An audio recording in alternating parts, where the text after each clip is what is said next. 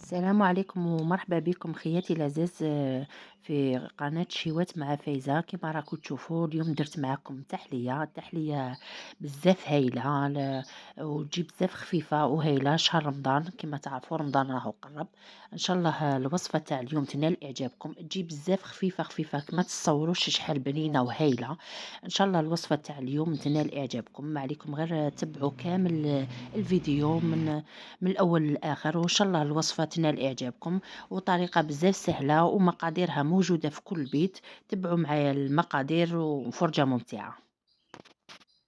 نجوزوا لطريقة التحضير. هنا في كسرونة كما راكم تشوفوا، أنا هنا جبت كاس تاع السكر ماشي معمر، ناقص منه أصبع هكذا. نديرو في الكسرونة هكذايا ونكرملو، نكرملو نخليه حتى يذوب لنا كامل هذاك السكر هكذا، ونبقى نحرك فيه غير بالعقل. هنا نفس الكاس اللي كيت بيه السكر نزيد نعمره ماء ونقص منه ثانيتك اصبع، يعني كاس سكر غير صبع، وكاس ماء غير صبع. ونزيد هنايا في الماء، هنا واش درت مغرف كبيره معمره تاع مايزينا. هنا بعد ما ذاب لي السكر هذاك مليح، فرغت هذاك الكاس اللي فيه مغرف تاع مايزينا، ونبقى نحرك فيه بشويه حتى يذوب لنا كامل هذاك السكر كما راكم تشوفوا حتى يتكرمل هكذا. هنا بعد ما ذبنا كامل هذاك السكر اللي درناه، ضفت مغرف كبيره تاع زبده. هنا الزبده لازم نذوبها كامل مليح حتى تذوب لنا. هنا بعد ما وجدت لاصوص تاعنا نفرخها في بول ونخليها تبرد لنا مليح نديرها نغطيها ونديرها في الفريجيدان حتى تبرد لنا. هنا واش نجيبو، هنا عندي شكاره تاع الحليب كما راكم تشوفوا، وعندي الفلون. انا هنا الفلون ما صبتش الفلون هذاك الصغير تاع 50 غرام، جبت هذه الكبيره. نتوما لا كان عندكم 50 غرام هذيك ساشيه صغيره تكفيكم. وجيبوا ذوق تاع النيسلي تاع الكراميل عفوا. وهنايا عندي زوج مغارف كبار تاع مايزينا، وعندي هنا عطر الكراميل. وهنا اللي ما عندهاش العطر ماشي بالضروري، تقدري تستغني عليه. نفس الكسرونه اللي درت فيها لاصوص هذيك الاولى نعاود نفرغ فيها شكاره تاع الحليب تاعي هكذا، باش تبقى البنه تاع لاصوص الاولى في الحليب ثانيتك. هنا ضفت اللي ما عندوش، قلت لكم اللي ما عندوش الفلون البايت صغار، الباطه الكبيره يكيل 3 مغارف كبار تاع العشاء تعطينا 50 غرام. وهنا ضفت معاه زوج مغارف مايزينا يكونوا معمرين مليح. ونعاود نخلط كامل الخليط مع بعض مع قطره تاع لاغوم. هذا كما قلت لكم لاغوم هذا ماشي بالضروري، يعني اللي عندها ديرو، اللي ما عندهاش تستغنى عليه هكذا. ونبقى نخلط في الخليط مليح حتى هذيك المايزينا تذوب لنا. وهنا اللي ما عندهاش لاغوم كما قلت لكم تقدر تستبدلوا بزوج مغارف ولا 3 تاع لاصوص اللي كنت خدمتها معاكم هكذا. فرغوا زوج ولا باش تجي الكريمه تاعكم هذه تجي بنينه، خاطش علاه ماهيش فيها السكر هكذا. ونبقى نخلط مليح. ولازم نحيش يدي على النار ونبقى نخلطش عليه، خاطر راهي فيها المايزينا كما تعرفوا تهبط. لازم نبقى نخلط ونتبع فيها حتى تعقد لنا لاصوص تاعنا كما راكم تشوفوا. هنايا بعد ما خليتها عقدت شويه هكذا، هذا هو القوام اللي نتحصل عليه. هنا قد ما زيدوا تخلوها تريح قد ما زيد تعقد لكم، وما تخلوهاش تعقد بزاف، تكون شويه خفيفه هكذا. هنا جبت الكؤوس تاعي اللي نفرغ فيهم، درت كل كاس درت فيه شويه تاع فلون، ما نعمروهش كامل نعمروه غير شويه برك. وكاس واحد درت فيه الفلون، وهذاك نخليه باش نطلع به الكريمه تاعي الثانيه هكذا. نتحصلوا على وهذوما بعد ما نعمرهم كامل نخليهم حتى يبردوا.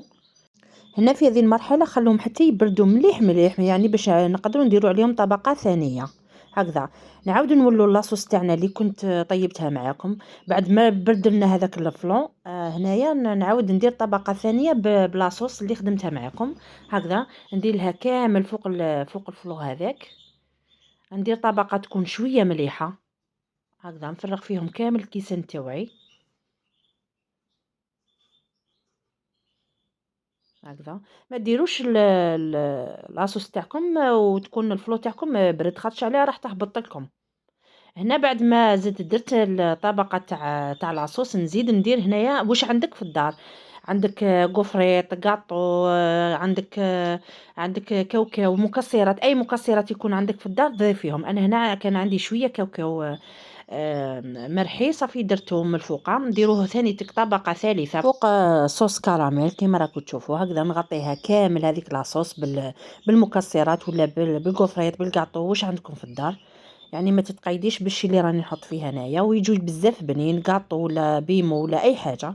هنا هذه لاصوص اللي كنت فرغتها في الكاس كيما قلت لكم، درتها في المجمد وخليتها بردت مليح مليح، تخلوها لازم حتى تبرد. فرغتها في غيسيبيون هكذا كيما راكم تشوفوا، ونزيد نطلعها مع كاس تاع شونتيي. الشونتيي لازم تكون بارده. انا هنا الشونتيي كانت عندي مقبل صافي، ما عطاتنيش النتيجه هذيك اللي تكون مليحه، عياتني شويه بصح هكاك وطلعت لي الحمد لله. خاطش عليها كنت شريتها تيجا في الصيف كنت نخدم بها صافي، وكنت حطيتها في الثلاجه، وكيف كيف ما جاتنيش النتيجه مليحه مليحه يعني اللي كيما كنت حبتها انايا. يعني عييت معاها شويه بصح الحمد لله طلعت لي كيما راكم تشوفوا. هكذا لازم تبقاو تطلعوا فيها حتى تطلع لكم هذيك الكاس تاع الشونتيي. وهنا لا شفتوها ما طلعت لكمش مليح، تقدروا تزيدوا لها حتى 4 كاس. نديروا كاس تاع الفلون هذاك اللي نقصتو لكم، نخلوه يبرد مليح مليح تماما. ومن بعد تيك واش نديرو نزيدوا لها كاس تاع شونتيي. وهنا الكاس الا شفتوها ما طلعت لكمش مليح زيدوا لها حتى 4 كاس هكذا حتى تتحصلوا على كريمه تكون القوام تاعها يكون ثقيل. هنا جبت بوشادوي وفرغت هذيك الكريمه تاعي نفرغها داخل البوشادوي تاعي هكذا، نفرغه غير بشويه كيما راكم تشوفوا. انا هنايا بقات لي شويه خفيفه يعني ما جاتنيش مليحه مليحه، خاطش علاه كنت كيما قلت لكم هذه الشونتيي كنت شريتها تيجا من قبل هكذا